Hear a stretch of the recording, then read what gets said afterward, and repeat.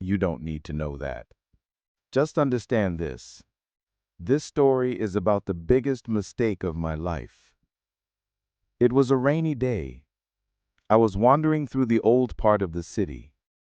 Narrow lanes, moss-covered walls, and vendors selling antiques at every corner. Raindrops hitting the tin roofs created an eerie echo. Then I noticed an old woman. Her face was wrinkled, her eyes deep and piercing. She looked at me and whispered, "Are you looking for something special?" I laughed and said, "What special thing do you have?" She pulled out a doll from her old cloth bag. Small, but terrifying. Pointed ears, large black eyes, and a smile that didn't belong to a child.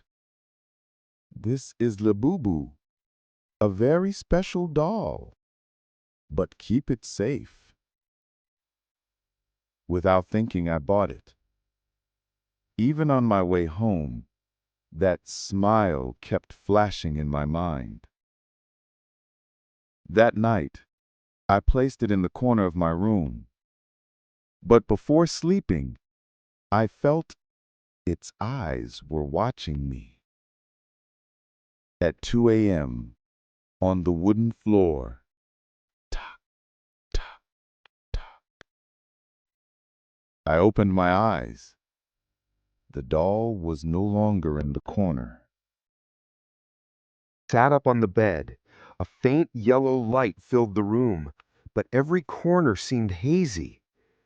At my feet, it was standing, the Labubu doll. Its lips were slightly parted, as if it was about to speak. And then I heard a whisper in my ear. "You woke me up." I quickly switched on the lights, but it was back in the corner. I convinced myself it was just a dream and went back to sleep. The next day, I locked it inside the cupboard. But that night, again, the sound, tack, tack, tack. When I opened the door, I froze. The cupboard lock was broken, and the doll was sitting on my bed. In its hand was a photo of my childhood, one I had lost years ago. A chill ran down my spine. I snatched the photo back, but now its smile had grown wider. Things started happening in the following days. Sometimes the sound of toys clattering filled the room, sometimes a faint humming at night. But the most horrifying thing was when I looked in the mirror. Behind me, it was standing. Red eyes, smiling lips, and on its cheek a blood stain. I turned around. Nothing was there. But in the mirror, it was still there. I decided to burn it. I took it near the gas stove, but as soon as the fire came close, the doll blinked. Suddenly the kitchen lights went out, and in the darkness it whispered in my ear, "Don't touch me, or you too will become a toy."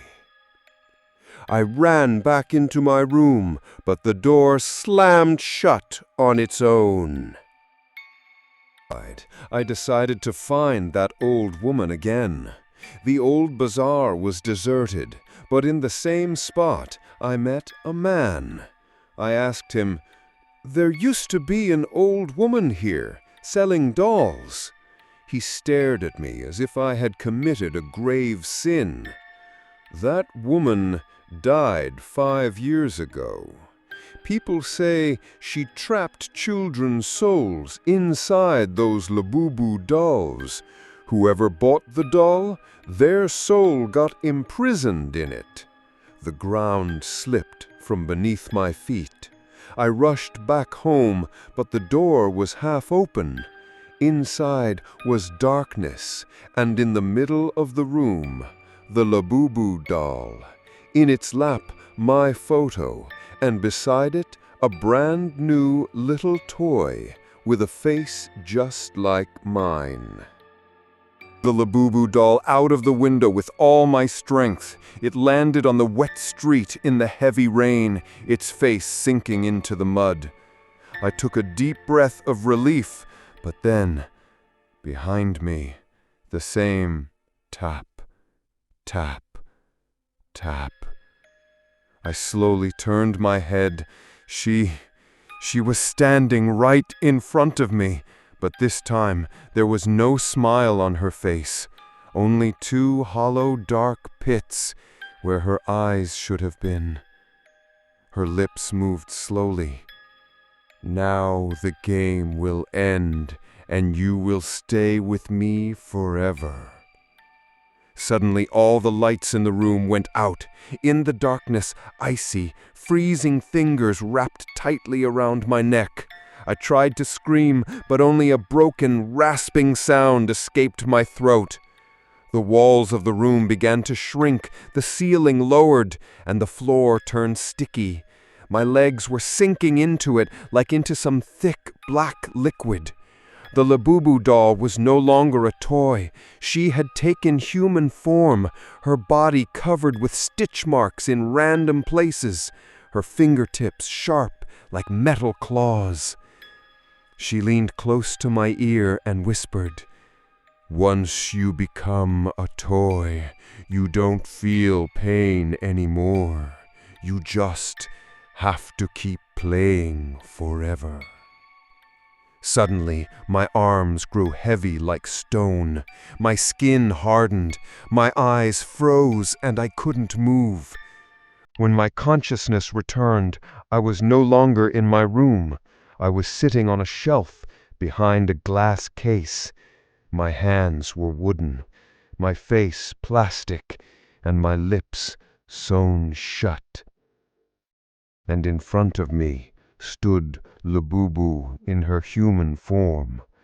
She was smiling, holding another doll in her hands, a doll whose eyes still moved, whose lips were trembling, whispering just one word.